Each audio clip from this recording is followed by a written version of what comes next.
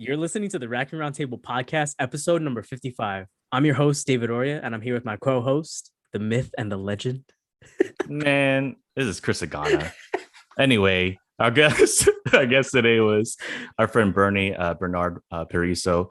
He's a friend of ours. Met him through actually his wife, who is one of my Ate's best friends, Amy. But man, this guy dropped so much knowledge. This became not just like an introduction of his professional life, but just a huge mindset episode. So, I mean, if this is something that you want to learn more about, if you want to learn about mentorship, just all these different things that we've been talking about, this guy just like puts it all in one episode for you guys. Straight up, man. Straight up. This is something that I'm probably going to listen to over and over again. Take notes if this is something that you're into, but man, this guy drops some knowledge bombs for real. Yeah, and by the way, I mean, you're seeing us here on video. This is our first YouTube episode that we're uploading. Let's go. I know my lighting and everything else will improve as the episodes go on. I'm sorry for my my camera, but hey, man, this is our first one, number one. Well, not episode one, but our first YouTube episode. Let's go. Man, this is dude. And okay, I'm just gonna preface this the beginning part of this episode, man. Just speaking to you offline before recording this episode. Just I want to say, like, dude, we're super blessed to have you here, man. Just to be able to talk and have this conversation. First, of course, we always do is we set the table. We want to make sure that the audience knows who you are, and I want you to be able to tell your story. Give you a little bit of time to just kind of let us know like who you are, where you're from, what you do, and how you got here, man. Just set the table for us a little bit.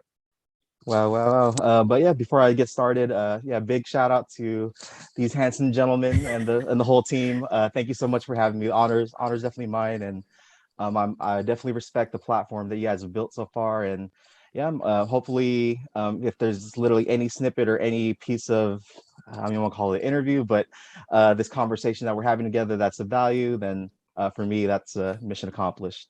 But yeah, my name is Bernard Benji Paraiso. I am the CXO, the Chief Experience Officer of a small company called DentroLux.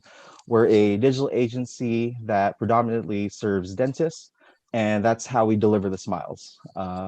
So our smile mission is giving dentists a reason to smile, because ultimately they're the ones that literally do that every single day for communities across the globe. And yeah, just that's predominantly what I'm working on today. And a little background about me. And I know we're probably going to dive deeper. I know we had a chance to have a really cool conversation earlier. Born in Queens, New York, predominantly raised in Seattle. I am the youngest, the third of three boys. My parents is very, and so I definitely vibe with some of your previous guests. I am part of that first wave. My parents are literally the first ones out of their immediate families to not only come to the United States, but ultimately the ones to leave the safety and comfort of everything they knew home over in the Philippines. So yeah, that's a little bite size of my story. I know we're going to dive a lot deeper. So yeah, I love that. Yeah, definitely. I guess we'll start off by saying, like you said, you're in a digital agency for different dentists. Like, what can you describe what that is? Like, what kind of services you offer, just so the audience can understand? Oh yeah, 1,000%. So usually agencies, creative agencies of any sort, are usually just like that. They're agents, so they're usually the ones that help take care of everything else related to what you do. So in the case of a creative design agency, what we have at DentroLux, we literally take care of all of the heavy lifting when it comes to helping dentists tell their story to their communities, as well as share their areas of expertise. So how do we actually go about accomplishing that in simpler terms? We offer a wide variety of services.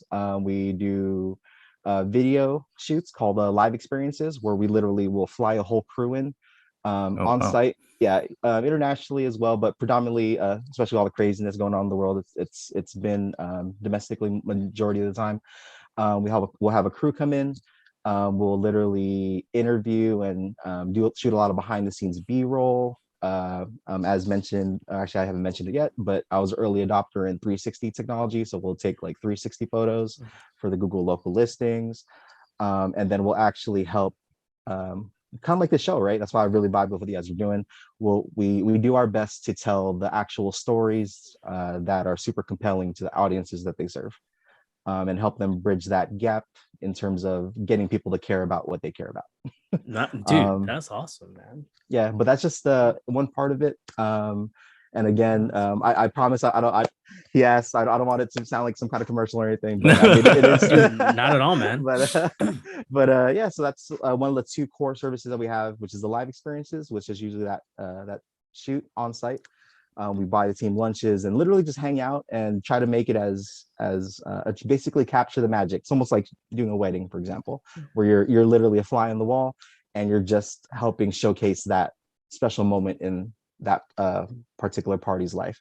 So we do that. Other way is to help tell the story in a more efficient way is we also make websites that are mobile friendly, mobile optimized, and then everything else is just complementary services that are related to that. Say, for example, SEO, search engine optimization for those who aren't into that, which is just a super fancy way of saying popping up on Google or search engines. We also do social media work in terms of the creative. So we'll also create the posts based off of the nuances and flavors of that particular practice and their personality. We'll literally, we do QR codes, and we also develop software that helps out with sorting and organizing reviews, online reviews, because that's a huge thing, especially with any kind of online sales, for example, or just basically establishing your reputation. It's quite a bit editing with the other one. And then last but not least, which is super fresh in my mind, we also do, you can't manage what you don't measure. So we also do a lot of tracking and analytics as well. So we're able to track where that patient's journey starts, as well as what platform it started on. And so we have like tracking numbers, and we can gauge traffic and whatnot. So I don't want to get super technical unless you want to dive in, but yeah, so literally over the course of, we're on the brink of celebrating our 6th anniversary, God willing, very soon. So yeah, it was a lot of hard work, a lot of talented people. We call ourselves Avengers. So I literally have all credits due to my team. But yeah, so over the course of 5-6 years, we literally built everything from the ground up and just problem solved. So where now it's a cohesive experience. And aside from the craziness lately, someone's actually called us the Disney or the Disneyland of dentistry. Wow, bro, that is a fire compliment right there. Yeah, so definitely, one single tear, right? Dude, I got 2 single tears, bro. I had a shooting star. That's why I'm in space, bro. Yeah, but I mean, ultimately, I mean, and again, I know we joked around about it earlier. I'm not a dentist, nor do I play one on TV. But ultimately, what I realized is the value, and I'm a 90s baby. I think many of you are as well. Yeah. So I grew up in that magical in between of analog with early internet. Yeah, man. And especially being part of that American dream, and a big driving force, especially when the going gets tough. That's what I respect about your platform as well, is you guys go into the real and the struggles. Part of what gets people through the struggles is that inner story, or the stories that you tell or that you resonate with, right? So at a very early age, I realized the power that storytelling had. I was that kid I literally had Pokemon cards on my shelf. I was that kid that was selling Pokemon cards in class, and lemonade and candy and everything. So I ultimately knew that I wanted to be in commerce of some sort, business, I should say. And then, because of the story, and that resonated with me, I really wanted to be a writer, and that's what I really wanted to be since at an early age, was a writer and a businessman. And I mean, it's been a crazy journey. I know we're going to dive in, but that's ultimately led to what I'm doing now, where I get to still tell the stories of literally thousands of people across the world. And then we literally reach impact millions, and it's just my little way of throwing a little positivity into the mix with all the craziness going on in the world. So, dude, I love that, man. I love like every bit of that, bro. Seriously. And I got 3 things to add to that. First, 90s babies, shout out to all y'all. Man, heck yes, Sir. yes. I'm an 80s baby, but I grew up in the 90s. I mean, I still count, right? We embrace you, bro. Exactly. We embrace you. Exactly. I'm 88, so Number two, Yeah. yo, congrats on the upcoming 6th anniversary, by the way. That's Oh, number thank two, you, man. brother. That's Yeah. awesome, man. Putting in the work. And dude, I see, I hear the passion, man, and it shows, bro. Like those 6 years, that's your track record, that's your resume of the struggle, like you said. And the fact that you Yes, touched sir. on storytelling, that's my third thing, man. Like that's honestly what we love talking about. And the thing is, you kind of gave us a rundown of like, all right, what the end product is, or what it currently is. I know that Mhm. you have dreams, and I know that you're pursuing other things. You're pursuing things beyond where you're currently at, but we have a picture, at least, Mhm. of what the end product was. But we always Sure. try to like reel that back, like, all right, we're here for you because of your story. Like you gave us a little bit, some snippets about where you grew up, and what it was like, um as far as like being raised in like an immigrant family. But did Mhm. you, going back to all of that feeling back then, right? I'm sure, I mean, you're in such a niche field, you're very so like specialized, which is Mhm. awesome, which is Mhm. awesome. But back then, was that the vision, or what was the vision, and when did things change? How did they mold you during that process early on? Wow. Yeah, big great question. Great question. Um, was this the end goal? 1,000% no. Yeah. It's a PG show, so if you can slide in some expletives in there. Definitely was not the vision that I had set in mind. Actually, when I met my business partner, as I mentioned, I'm not a dentist, nor do I definitely on TV, but my business partner does come from that field. But literally right before I met him, so I actually met him when I was actually podcasting myself. So I mentioned I traveled quite a bit. So I had after I had a little bit of money saved and I got really passionate about storytelling. I literally invested in a bunch of camera equipment, 360 cameras and a bunch of whatnot. And I literally lived on the road. So, I mean, this is pre-Zoom getting super big. I used to physically visit all these mentors and all these cool people. Because ultimately, what I did know for sure at a young age, even though I didn't know it was going to be dentistry and helping people smile by supporting the people that are supporting the smiles. I ultimately knew that there was a wealth of knowledge out there that wasn't necessarily I don't want to say accessible because technically it is. All of us probably grew up around some really cool people, and we all have our different heroes, but there wasn't really a concise methodology for um, basically like what ultimately became my job now, right, and my career now, which was meeting cool people, telling stories, and getting paid for it, right? Yeah.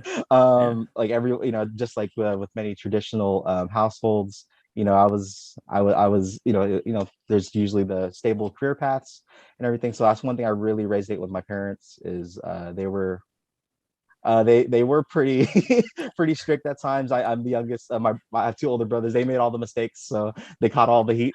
But you know, yeah, I mean, it was a couple days out. So I made that conscious decision. I remember exactly where I was. I was on the playground at 11. After, like, I was literally selling candy. I was selling candy and flowers to girls when I was on the playground. And I literally remember sitting there and wondering like what I wanted to do. And I made that mental commitment that, I wanted to be my own boss, right? I was like, this is the coolest thing ever, right? And again, one of my favorite aunties in the Philippines whenever I did visit. So I was very blessed. My parents, over the years, they were able to gradually stack up from literally being the first ones there. But like many other Filipino families or just immigrant families, even though my parents ultimately got to, literally grinding to lower middle class and then ultimately middle class, in the eyes of my brothers and I, we were all still broke because anything extra aside from rent and food literally went back to the motherland, right? Went back to Mm. Right. Philippines. So I grew up very much so, quote unquote, without the luxuries. My parents literally took care of everything in terms of the necessities, right? I don't want to misconstrue it that I went without, but definitely I was a kid that always wanted the Jordans and all that stuff. I'm a 90s baby, as I mentioned before. But definitely we weren't, mom and dad weren't buying that for back to school. Like if I got a shirt, I was cool. But um, yeah, so that started at an early age. But when I actually got serious about it, what I actually got dove deep into that personal development journey was when I was 13, like when I was already in middle school, and yeah, I literally started picking up books. So I've been a relatively voracious reader since the age of 13. Read pretty much all the classics. At this point, I'm probably at like 600, 700 books, if you mix in audiobooks at this point. And then yeah, so I was literally reading text and personal finance books at like 13. Wow. I would literally, again, I don't endorse this, but at the time, that is impressive, man. That is impressive. I know. No, to find interest in that in such a young age, for sure. Struggle, baby. there's that saying that necessity is the mother of all invention, right? So I was definitely a child in need. So yeah, that's that, and especially given that you know, I'm from Seattle, and yeah, grew up around a wild cast of characters in different areas, and everyone I grew up around was caught up in different vices. So my mentorship had to come from somewhere else, and this is like pre-internet. So I was just looking for a little beat of hope, positivity, and you know, being from Seattle, it's the land of Microsoft, right? So Bill Gates would actually support schools in the hood, quote unquote, and he would act. So like I always vibed with that. So he would literally donate computers. So even though our elementary school was in South Seattle, South End. If you're from Seattle, shout out to the South End. They, like, you know, Bill Gates would literally contribute laptop, or even laptops yet, like OG PCs, and also straight up keyboards, pre typewriters, the little keyboards where you can practice typing. So I'm early 90s, right? Yeah. So yeah, but I mean, ultimately started from there, brother. Yeah, I mean, I can definitely dive deeper, but yeah, it started at an early age, and then ultimately it was a very eccentric path, though. So I don't want to make it seem like it was 11, Eureka, I want to be a writer and businessman. And then, no, it was definitely a very eclectic journey. So one of the early books that I read was it's a personal development, personal finance classic, Rich Dad Poor Dad, right? And again, I'm not sponsored to say that. If Kiyosaki wants to throw me a couple bucks, let's do it. But there's a principle in there that goes, work not just to earn, but to learn, right? So literally, as soon as I could, I literally picked any and every job, right? So even though I wanted to be a boss per se, an entrepreneur, and I was like, you know, the kid selling candy, I was making pretty good amount of money as a kid, man, doing that. But you know, I literally made that mental decision that the only way to actually learn how to lead was to follow, right? So, because again, I don't have those systems, I didn't have those areas of expertise. So I literally picked up any and every job, right? So if you're eating dinner and then there was a kid asking you about a Best Buy survey or telemarketing, that was probably me as a 14-year-old. That was you, bro. You started working at that young of an age, bro? 14. Wow. So I actually so I hustled, man. I talked to my in Washington, you have to get like 2 waivers signed. You have to get a waiver from your parents and a waiver from the counselor. And you can start working as soon as like 14, 15. So I hustled and got that filled out. I got that as a first job, and then, you know, got used to people. That's why I got used to rejection, because I'm actually and I know you guys are both big on personality tests. I've been taking them for a while, and like handwriting analysis and all that, like all the type of stuff. I'm being the youngest out of the 3. I'm actually an introvert. So I wanted to learn. So I believe that you can literally build up anything. So part of that first part was learning how to deal with rejection and different personality types. Like you said, David eating dinner, and why are you calling me a great time? That was you, bro. That was me, brother. That was me. If it was if it was during those years, that was me. But yeah, so that then transitioned to working at coffee shops. And mind you, the whole time. So like literally when I was in high school, and there's a couple actually a bunch of people that can vouch for that. So like at one point in high school, I was literally the hustler kid, right? So like at one point in high school, I had 3 jobs.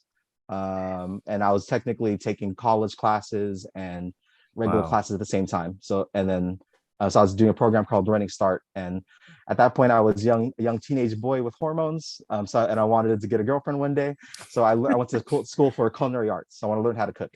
And that's actually what I went to. That's where my formal college training came from, was culinary Wow. arts.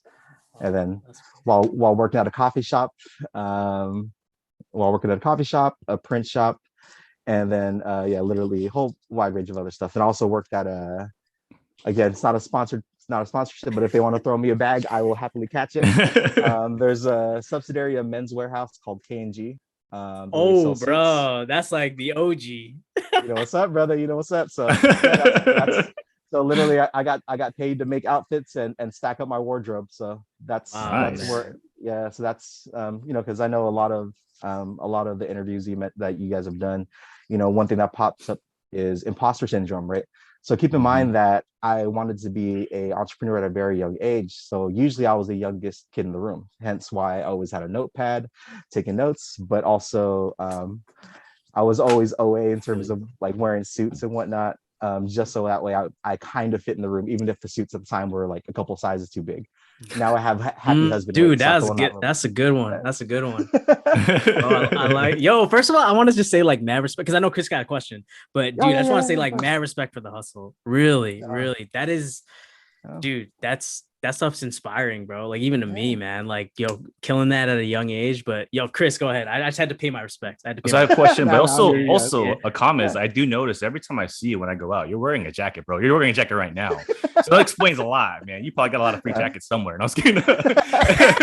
Yeah, that's true, brother. So actually, yeah, this one is a plug, but yeah, we actually started a custom suit company with Lemons. Oh, Ooh, Yeah, what? so yeah, so we but yeah, slash acquisition, but that's something that's like kind of behind the scenes. So if this is coming out, you didn't hear it from me, but I love Hey, that, man. man. Always and that's growing. I Always love that. growing, it's man. called Lux Label. So I got actually, yeah. So Mm, but yeah. That's But it. please that's continue, dope. brother. Please Yeah. continue. So with the question, I mean, you're obviously picking up all these different jobs, picking up different skills and qualities from it. I mean, Mhm, I want to know, like, because your parents came here with that immigrant mindset, like grinding, working mhm. hard, right? Yeah. How did they support you with this? What was their opinion on it? How did they feel about it? Mhm. Just because from the previous guests, I mean, there was a different range of reactions to that. So go ahead, Oh Matt. yeah, no, 1,000%.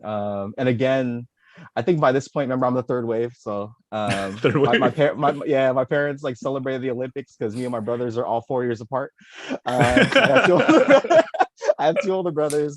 So by the time they got to me being in high school, I guess they were kind of tired. And at this point too, like I always that's one of the principles that I learned at a very early age. Like literally, my oldest brother. And again, this isn't a knock to anybody but it's scientifically proven now. I have a magical PowerPoint probably behind this, but yeah, literally where like I think we can all agree that smoking is not conducive to your health, right? So literally, as I mentioned, I grew up around a lot of characters. Many of those were the people that my brothers grew up with, especially they chose a different path at an early age. So literally I was around crazy stuff. But just keep in mind one point that really stood out to me, and why I brought it up specifically is I was about 6 years old. And at this point, my brother, he's like one of my heroes, my oldest, they're both my heroes, but literally taught me how to play chess and a bunch of other, so I does all these games. He's where got my love of reading from. Yeah, he's actually a writer. Shout out to him. He actually has a book on Amazon. So if it's B Nice. Paraiso, that's not me, that's my brother. More credit to him, brother Ben. But yeah, there was a point in time where he was literally and again, mom, I'm sorry, but we know he smoked cigarettes. But yeah, he was smoking cigarettes, and he was literally smoking a cigarette, and he looked me dead in the eye, and he was like, Bernie, don't ever smoke cigarettes. Mm. People that smoke cigarettes are stupid.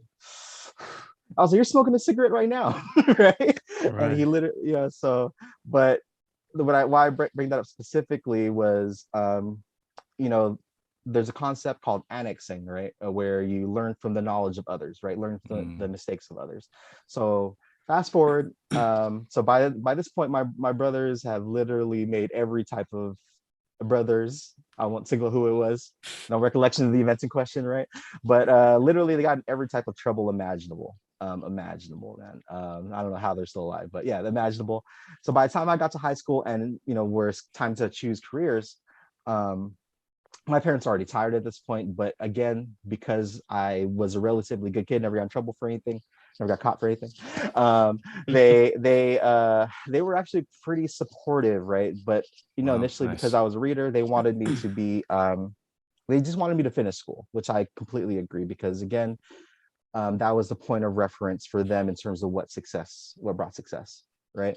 So, but it got to a point where, and again, I don't recommend this. I've had a very, very dumb past, but it got to the point where I wanted to move fast, right? Because keep in mind, I was a kid with the jobs, and then like random hustling and just and I was always out and about trying to do things, trying to grow.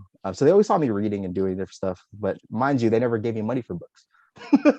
So like, so there's at one point where, again, my parents can vouch for this, and again, I didn't think there was a one point when I was because again, I taught myself how to make websites from someone I met at my coffee shop job, right? So I was able to build some of my websites and some of the things at an early age, and I made a decent amount of money at a young age from that. But my parents had no context of what the internet was and websites were. All they saw was me up at all hours of the night, people driving by the neighborhood, stopping, giving me handshakes, just, and then they're like, so my parents legitimately thought I was a drug dealer at one point in high school. I promise you, I swear that was not, or no, let alone thing. But it got to the point where, so fast forward to like, mind you, I'm at this point, I'm taking college classes, I'm taking culinary arts. I have a couple classes at the regular high school, and I have the other jobs, barely home, had a little bit of money, but they ultimately wanted me to go to a very traditional career path. They thought I was going to be a lawyer when I was a kid, mediating with my brothers. They thought I was going to be an engineer or electrical engineer. I was a kid that used to take apart toys. Aside from selling stuff, I would literally take things apart and plug things in and build engines and toys, especially because I had to be resourceful, right? I wasn't getting new fresh toy cars, so I literally take fans and it's a whole other story, and make toys and like little race cars and whatnot. Yeah, like little, again, 90s baby, Dexter's Laboratory. But yeah, so it was definitely, to answer the question in short, they were supportive, they believed in me, but they had a very clear idea in terms of what they wanted me to do. And there was a point where we clashed, where we didn't get along very well. It's also why like I moved out later on, just because I wanted to kind of feel for myself and go about it. But they weren't super supportive until I got really real. And then I kind of laid it out like, hey, I'm not doing stuff random. Here's my plan. Here's how much I made during this time. Here's what I intend to do. Because remember, like I mentioned, it got to the point where I was just voraciously reading. I was reading personal finance books and it literally got to the point where, which is very bad. And I'm not even being funny. Like I wouldn't recommend this. That's probably my one regret, was skipping school unnecessarily. Because I used to literally skip school at like, got to the point where I got tired of regular high school, and I would literally just skip school to go read books at Starbucks. Wow. So, like, Wow. because and again, this is why storytelling is so big. It's because and I remember exactly what the moment was. I was sitting in our bio class, biology. I remember like three rows to the back. And again, this is 90s baby, now it's the 2000s, literally with the Michael Jordan jersey with the pinstripes, the Jordan 20s or actually 19s, and then a big furry fur coat in the middle of summer or spring. And I'm in the back of the class. So I look like I understand why my parents thought that way. So I look the part, bald head, everything, right? But I was sitting in biology class, and I was literally reading. I was reading my own book. It's a book called Atlas Shrugged. It's like about 1,098 pages in small fine print, not this thick, right? And it was during reading time. But at this point, because I'm trying to hustle, right? Because I respect academics, especially because I love my parents, right? So at this point, I already read 3 chapters ahead in the biology book, just so I can read my own book during that reading time. One of the teachers catches that and literally makes a scene and kicks me out of class because I was reading another book. So that's kind of the moment where I stopped going to school in that traditional model that often. So so that's why, again, I don't blame my parents at all. I was and I still am, my wife will attest, I'm a very stubborn, hard-headed person. I call it perseverance, right? Persistent. But I was very, very opinionated at a very young age. yeah, it wasn't until I was watching a Timothy Delgado interview. Timothy, I think goes by Timothy Tarangsu, but Yeah. basically he mentioned how his parents weren't super supportive of the YouTube thing. It was just something their Hmm. son was doing while he was in school, until it got to the point where he was giving his mom bags, where he was literally paying stuff for his mom. And Mm. that's basically, if there's one point of advice, is that for anyone considering entrepreneurship, aside from that, is ultimately it's still a career path. You still have to treat it with the same diligence, if not more so than a traditional 9 to 5. So that, like, this whole fantasy in terms of passive income, being passive to build up, is so fake. And like Dude, hustle culture and all yeah. that other Yeah. stuff is Yeah, so fake, man. so fake. There's so many, because remember I did do quite a bit of traveling, so I've met some of your favorite people, or not you guys in general, but like some of the people behind the scenes, some of the teams. There's a lot of smoke and mirrors behind the scenes, so I ultimately go back to and which I really vibe with, and that was my personal struggle, was imposter syndrome mixed with trying to find someone to follow. Was, being very careful who you decide to put on that pedestal as your mentor, Mm. um, and getting very clear in terms of that there's as many paths as there are travelers, right? Mm. So if Yeah. you're very clear, yeah. So if you're clear about your destination, and ultimately, I mean, my parents' support came later on. Obviously, I mean, they're happy now. I haven't.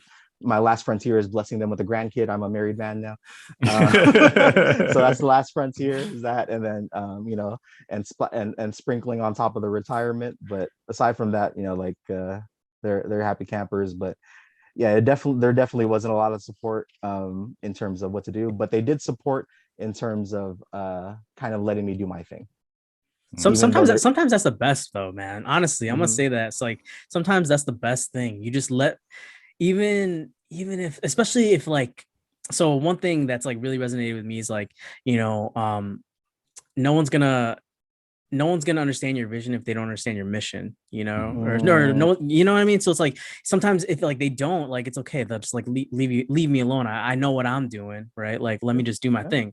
And one thing that you touched on too, that it just like brings me back. It's like, never follow someone that's never follow someone that's not following someone, Mm. right? So it's like, yeah. dude, I love that mentality. But bro, you spoke on this you painted a picture really of like, someone did it, or people didn't believe in what you were doing until you started like bringing home bags for people, right? Yeah, yeah. I That's mean, like which. that's a common thing though, man. And how do you, I guess my question for you is Mhm. like, how do you balance the lack of support with the desire to still bring home a bag for somebody else, not you bring home a bag Yeah. for somebody else? No, I mean, but that's a very, and again, that's like, as I got older, I realized that there is a lot of practicality to that thinking. Like literally, my parents left everything and everyone they knew, and and that's partially what drove me to become an entrepreneur in the first place. Was, like, for me, especially going back to the Philippines, the motherland, because my parents aren't from like well-established parts of the Philippines. At that, now Philippines is often considered like a second world country. At some places, it's third world, but I literally remember going and visiting family and literally having dirt floors and pumping water out the Hmm. ground and Yeah. walking. So like, and then going back to the United States and then hanging out with my friends, and of course, like, we're still in the hood together, but like, bro, you got napkins and toilet paper. You know what I Yeah, mean? Hmm. Like, yeah. what do you think, right? But in terms of that, so the practicality was always there. And I've learned to respect practicality, because I've been guilty of this many a times, and then even now, right? Because even with some of the ventures that we have for the company, especially with like things like involving like crypto and stuff like that, right? If one of the things that I realized, and why I'm so big about self-education in addition to traditional formal education, is you can't relate if you don't know, or you can't there's no mutual ground. So that's why I couldn't hate on my parents, not because they didn't have like 3 4 cell phones. They weren't used to internet. They weren't on Yeah. MySpace and Facebook. They were literally working regular traditional 9 to 5 jobs in like accounting and at traditional county institutions. So like there was no context there. But I preface that many especially with I consider it very toxic culture. Remember, like I mentioned, in terms of like the passive income type stuff, and like in terms of people not being willing to put in work. There's also a very negative like storyline out there in the entrepreneurship community. That's why I'm very wary of even using that word and leading by titles, is that there's a lot of people out there that have this delusional optimism, right? Because you still do have to bring the bag, like results, even when it comes to like believe me, I've been there. I've scrounged for change to buy burgers and whatnot. Like there are points where wait, hold on. Like speak on that for a second, like that delusional optimism. Like, so I want to like just hear your thoughts on that for a bit. Go ahead. So the delusion. So because because there's a like there's sayings out there, right? And I believe me, I love some of these guys, right? Like Eric E.T., right? Eric Thomas. He has, if you want to succeed as bad as you want to breathe, right? You like, which is good. That's dope. That's so cool, right? But like I consider myself a man of faith. I'm a Christian. There's sayings where there's like faith without works is dead. You got to put in the work, bro. Like there's so many people that have so much faith, and they're like, they think that them wanting it means that they deserve it. Now you're getting at it. That's what I wanted to like. That's what it is. That's really what it is, bro. That's what it is. Yeah. And then like just something to couple that, right, with the parents, because again, this is another realization that came from those days at the coffee shops, right? Was it came to the point where I came to the very distinct realization that no one was ever going to value my personal happiness as much as me. Why? Because no one will ever, even my wife, I love her to death. There is no way in heck, there's no way she believe me, I love her. She understands me more than any other human on earth. But that last 99.99999, that last 0.00001%, only myself and God know. And what gets me out of the bed is I'm Filipino, so everybody's a cousin or uncle to me. One of the people that I consider an uncle, a metaphorical or a mentor from afar, is Uncle Jeff Bezos, right? Uncle Jeffrey. Like you're literally hearing me say Uncle Jeffrey, right? So like he has two principles. Manong Jeff, right? Jeff, right? So like he has two things that really resonated with me, right? So two principles. I've studied a lot of profiles, and like I've had a chance to meet some cool people. But there's two principles that really stuck out to me with him. Was step by step ferociously, right? Step by step ferociously. So step by step. But the other one was get me wrong, I'm a nerd. So again, when I'm saying this, I'm not saying this in a demeaning way because he's a nerd, but he said it in a very nerdy way. But when he was presented with the idea of starting Amazon, another Seattle company, shout out to Seattle, he called it his regret minimization framework. Right. So it sounds all regret rate minimization framework. Bro, he just literally made a distinct decision where he was like, okay, fast forward to when I'm 80 years old. Right. Am I going to regret not starting Amazon? And then for me, in the words of the great American philosopher, Mr. Sean Carter, Mr. Jay-Z, I'm not afraid of dying. I'm afraid of not trying every day, ride every wave like I'm Hawaiian. Shout out to Chris's background of the Aloha. But yeah, so just like, so I made that very clear distinction that like, so again, I couldn't, even to this day, right? There's a lot of stuff that people don't understand, but I would be remiss if I didn't make a genuine attempt. And when I say genuine attempt, not the half, I know we're a PG show, half capital A, half A attempts, but like a half-hearted attempt, a lukewarm attempt if you're a man of faith, but just going hard if that's what it's going to be, because there's no, everyone has these misconceptions and all these stories that they tell themselves in terms of what they're supposed to do. Of course, and again, it's very easy to get caught up in the negative, right? Like I've had again, this is a real auntie. I won't say her name, but like I've had aunties, and again, this is happy husband weight. But when I was like chubby, like you ever had an auntie that will literally call you fat to your face, but then tell you to go eat all different things, yeah, and then tell you, but tell you to go eat right after she says it. Hey, I'm not you've gotten the butt. Go eat. Like what? But where it's energy flows where attention goes, right? So like, it's very easy to get bogged down in some of that. Like there's so many people out there, and I apologize for being on the pedestal because I saw David, when he was like, speak, brother. So I'll say it for us, right? There's a lot of, I'll, I'll take the arrows, bro. But there's a lot of people out there that say they want it, but they don't really want it, right? They're afraid of what someone's gonna say, and they care more about that person's opinion than they do about actually getting it done. And then that's what I mean by delusional optimism, because again, you need that sometimes, that the whole Kobe Bryant dark side where like, I'll show you. I had that. Yeah, I can agree with that. There's moments where that's conducive and helpful. But again, just like when it comes to every outfit and every, glasses and whatnot, like the situation is always going to dictate what course of action is necessary. And the same thing too is, if you can't stand that kind of heat, if one hater, including like family or whatever, is enough for you to give up on your dreams, then you weren't really about it, bro. Bro, so speaking my language right now, man. I'm not gonna lie, bro. I'm not gonna lie. The crazy thing about this conversation is that a question will pop up. I don't have to ask it because you're already explaining or answering the question right now. And that's why I think David and I are just like, whoa, we're just riding with it, man. Because I mean, everything you're saying, like, is what we're feeling right now. I want to, like, you told a story like maybe minutes ago about when you're in your biology class and how like you read like chapters ahead because you knew you wanted to read and work on your craft. I mean, it reminds me of anybody who feels like including myself, where it's like when you work, people who work 9 to 5, right? When you get off, and you go and watch Netflix, you do it and kind of bum it out, or are you working on something that you love?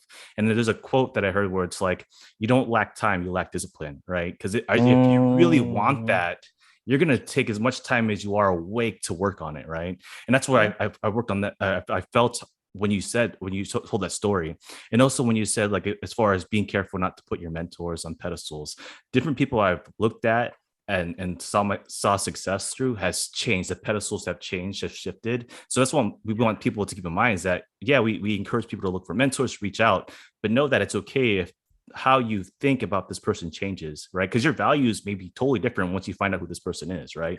I mean, did you have a question, David? I mean, I'm trying to think of a question now because he keeps like spinning out all these like information. No, man, I'm gonna be real, man. Like you're like saying thoughts that are in my brain. You say thoughts that are in my brain, like literally like that delusional optimism. I like knew exactly where you were gonna go with that, and just because like I've said that to myself, like I've told myself, like, like an affirmation that I tell myself is like no one wants this more than you. Nobody out there wants this, and feel whatever this is blank. Whatever. Nobody wants financial freedom more than you. Nobody wants a happy marriage more than you. Like, and I tell myself that, and I grind with that because like, I know that that's like, I'm willing to, something that you alluded to. And that always, like, I have it written on my whiteboard. It's like, it's aggressive with the work, patient with the results. Right. And I will never not be aggressive with the work. Never. And like, that's like, you're like I said, man, you're taking thoughts and you're literally just speaking them on this podcast. And it's like, not even, it's kind of like, I was literally just like sitting there, I'm just like, bro, it's like, it's kind of scary, but it's scary because I know, like, dude, like you said, man, you study like people that have like garnered success, like real success, and not the smoke and mirrors. And like, they have a lot of things in common. Like the principles are just so like similar. It's scary, but it's like, someone that can check their ego and doesn't have to doesn't worry about other people's negativity because they have no bearing in their success. Right. Oh yeah. Like, 1,000%. You know what I mean? Like, dude, you're just like taking these thoughts out of my brain. So I'm just like, I'll just let you go. I'll just re-listen to this podcast myself, bro. Like, that's just I mean, there's a saying that your vibe attracts your tribe, right? So like, and that's the big thing. Like, I mean, Chris alluded to it in terms of like the mentors, right? Because again, where energy goes, or where attention goes, energy goes, right?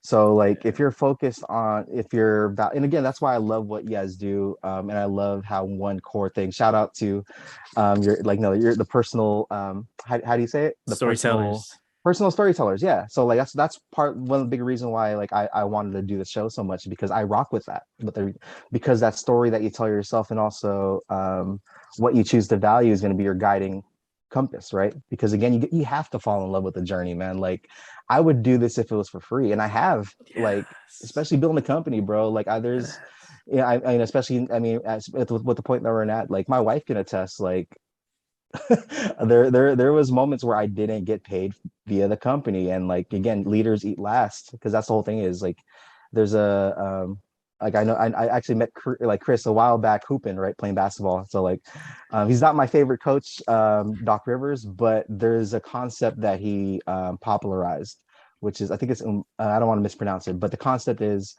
if you want to go fast, go alone. If you want to go far, go together. Yep. Right. So like what David mentioned in terms of like checking the ego at the door. Yeah, man. I can't mention how many notebooks I filled up. I perpetually searched to be the dumbest person in the room, like literally. And it's the only way you can do it. That's why I'm the wackest of all of the Avengers, right? Like in terms of my crew, right? I know enough to have context, and I can be dangerous in different scenarios. But again, I focus on just rocking with people that are better than me, and I strive to not take advice about certain topics, because again, there's a lot of not everybody, it's very hard to find a perfect person, especially we all have our different ideas of perfect.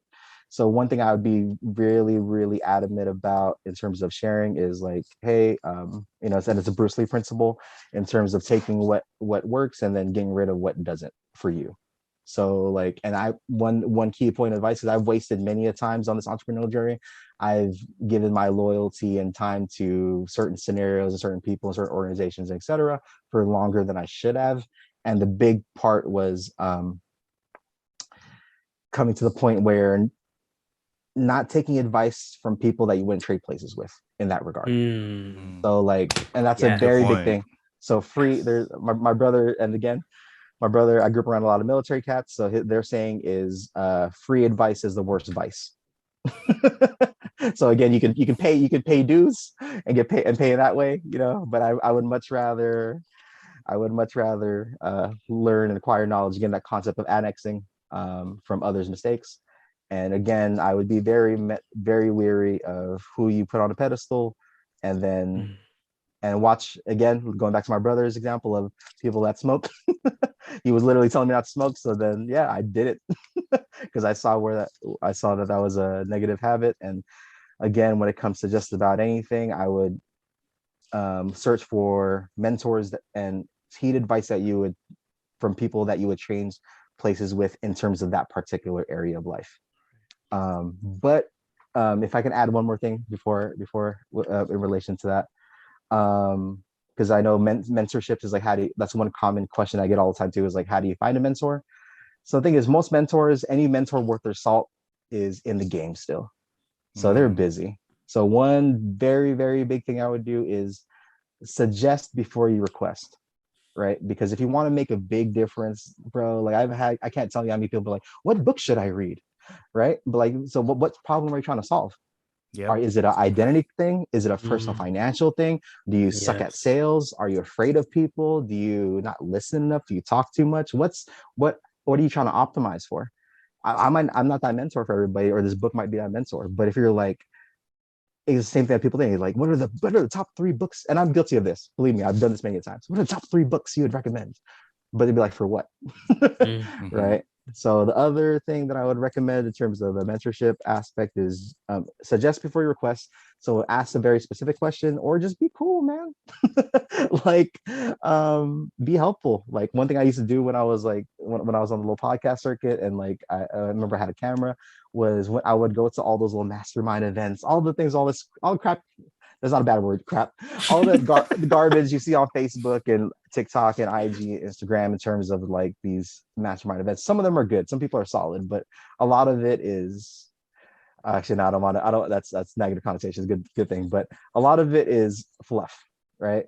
Fluff, or just not relevant to you. But one thing that I always singled out a particular person that I wanted to learn from at that event. So one thing that I would always do, this is a free piece of game for anybody that goes to these events, take pictures, bro. So literally, because everybody, so like I've done a bit of speaking myself personally.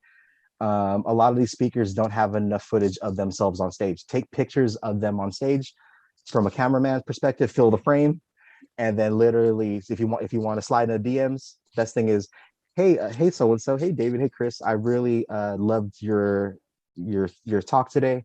This and this resonated with me, so which shows that you're listening. Just as a thank you, I know you do a lot of social media posts. I took a bunch of pictures that you could use for your social. You don't got to credit me. I just want to say thank you. What's the best email for me to send it to? Right. That's what's Right. up. Provide value. Mm-hmm. Yeah. Just provide value. So that has worked many a times. So just a little free piece of game. You didn't hear from me, but so Chris gets a bunch of DMs. It was David's idea. I really resonated with you are the myth and the legend. No. I'm still trying to be like, you're not the wackest Avenger, bro. And your signature line is Captain America. He's not the wackest. The wackest one is Hawkeye, bro. Like that's where my mind's at right now. Hey. He said it, not me. Hawkeye. There's a Hawkeye on my team. Oh, not your Hawkeye, bro. The other universe. Yeah, the multiverse. Universe exactly. 303. Anyway, but man, this episode turned into like a complete like mindset episode that I'm really loving. And I mean, obvious tips right there. I mean, we have a post recently about finding a mentor, and you just give us solid advice. I mean, just to kind of wrap things up, I think we obviously going to need you to come back and maybe talk a little bit more about how you even got to where you were, and if anybody sees you, like you said, if someone wants to switch places with you, see you as a mentor, even get to your career, I think people are eventually going to want to ask about that. So like, as far as, let me ask this question first. So what's the big dream for you? Right? So like 10, 20, 30 years from now, where do you want to be? Where do you see yourself? Big question. So this is we're not a public company, so this isn't going to drop the stock price or anything. But my goal right now is, I plan to be the CXO, that part of our company for the next 5 years. Then obviously help transition to that regard. Part of being a dreamer at a young age is retiring early. At that point, 5-10 years from now, I want to write, bro. I want to tell cool stories like you guys do. And then, part of me going on that journey was, with what I mentioned with the delusional optimism, especially going like, I just wanted to be one of the real ones. So I wanted to operate from a place of experience, right? Especially now hitting like year 6 with the company soon, but at that point, I just want to be a mentor / investor. And then God willing, I'm very big on faith. Like there's verses in the Bible where I basically just want to kick it at church again all day, and then like help out. Like I did a bunch of community work when I was younger, like organizationally. I mean, Chris knows a little bit about that. I wanted to go back to that as a married man, and I want to go back and pour not from an empty cup, man. So I want to fill my cup up, and then just get my Carnegie on, where ball out the first half of life and then give it all away the second half. Yes, bro. So I have a very finite number for that in terms of what I want to do. It's I don't want to be too greedy, so it's in the 7 figures, but I don't need 8 or 9. Uncle Jeffrey. So Uncle Jeffrey, if you want to throw me a bag, I only need Manong Jeff. I only need about 7 figures. But in order to fulfill that part of my plan. But yeah, so I have a very finite financial goal that I plan to hit. My primary vehicle to do that is the work that I do with my company. One of my favorite sayings is, good is the perfume that if you spray enough of it on other people, you get a little bit on yourself. So yeah, that's my plan right now, is to make basically stash away a little handsome 7 figures. God willing, have some handsome or beautiful kids, and build a family, man, and be live hard to live a boring life, bro. Right. I'm after peace, and then I just want to keep pouring. I want my problems not to be how am I going to eat, but how many people I can feed. That's kind of that's my personal goal. Yeah. And I have certain numbers that I won't put out there, like David mentioned, but I do have numbers. I do have numbers and goals that I have personally. But one way I plan to do that with the company is delivering 1 billion smiles by 2025. That's our personal goal in terms of people that we reach. So nice, man. on that path right now. But yeah, dude, we're gonna be cheering for you the whole way, bro. Hell Like yeah. that's awesome. And like, dude, the fact that you've dream built that far, like, is a Mhm. testament to, how ready you are to put in the work to do that.